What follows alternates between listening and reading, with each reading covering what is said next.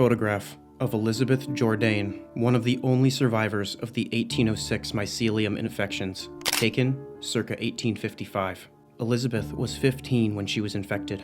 Luckily, the disease reached equilibrium in her system. She survived, but it became a lifelong chronic condition. Dr. Heller inspects the skull of a victim of the 1806 mycelium infections, an epidemic that decimated a village in the south of France.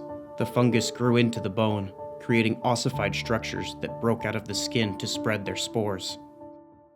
Several photographs with excerpts describing anomalous events were recently uncovered by supernatural researcher Eduardo Valdés-Hevia, proving once and for all that the Bureau of Anomalous Containment's rules about paranormal disclosure really is just a suggestion.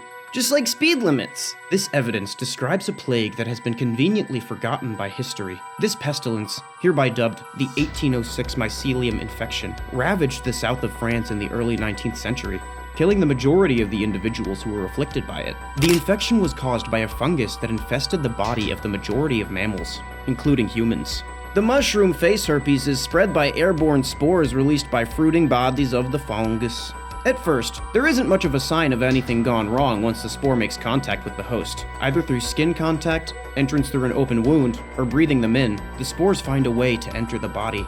They latch onto the tissue they've made contact with, and quickly spread mycelial roots throughout the bloodstream and organ systems, turning the body of their victims into a fungal culture overnight. They use the veins and arteries of the victim as a delivery system for nutrients and building blocks for the reproductive organs of the mushroom. That's right, them mushrooms on Grandma's face, the fungal equivalent of a dick. While the images of fruiting fungal bodies bursting from human faces may conjure thoughts of the mind-controlling fungus cordyceps, whatever strain of fungus caused the 1806 mycelium outbreak in France did not exercise any control over the minds that it infected. I'm not gonna say it had no effect on their consciousness, because most people were pretty sad and afraid about the fact that their left eye was now a portobello, and then there was that one creepy guy who was turned on. But my point is, we're not dealing with the Last of Us mushroom zombies. Whereas infection vectors that rely on zombification typically destroy the parts of the brain associated with higher cognition, creating a violent beast motivated by insatiable hunger to spread the disease via bite,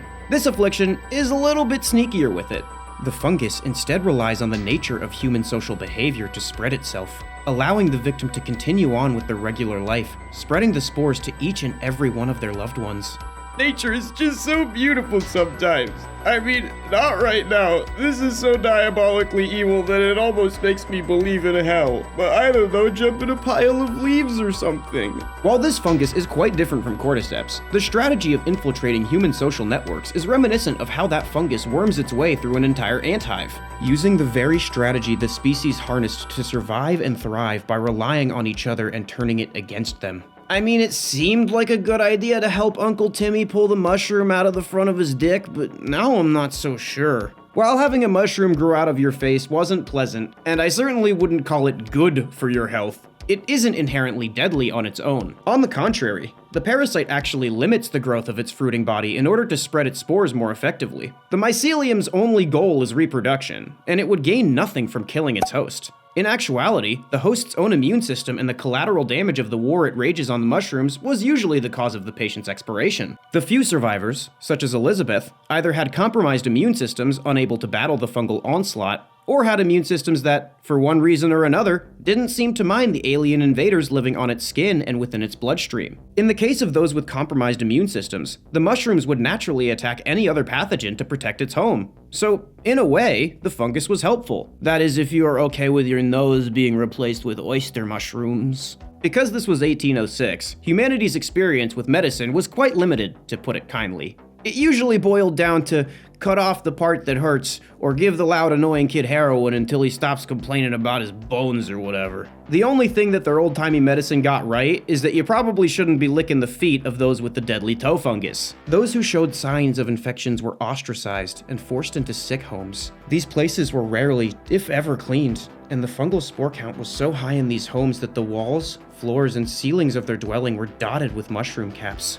Unsurprisingly, the multitude of probably stupid things that they tried in relation to treatment were almost entirely ineffective, leading them to take on a more spiritual approach to understanding what was going on here. Hear ye, hear ye! God is punishing us for not keeping our homes damp and cool for the mushroom overlords.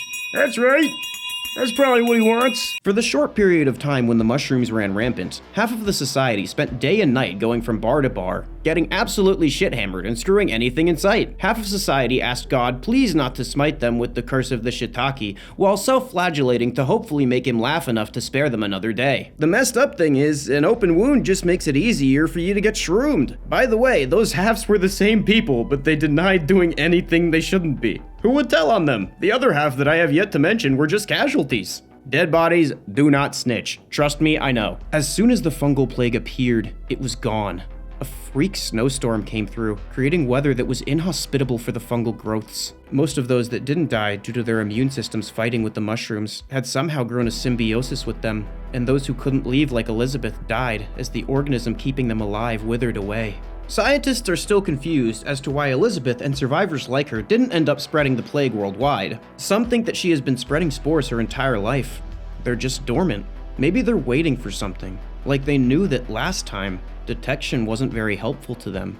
Maybe they're waiting for the survivors to pass on, getting as many spores into the environment as they can, reaching a critical mass before they decide to become active. Or something goofy like that. They're pulling a Plague Inc. And they all lived happily ever after, unless they happen to be either the mushrooms or not the mushrooms. The end. If you like this video for some reason, you should like, comment, and subscribe with all notifications enabled, or I'll infect you with mushroom AIDS. I want to thank Eduardo Valdés-Hevia for making this dope art about a fascinating concept. Shout out the inner circle.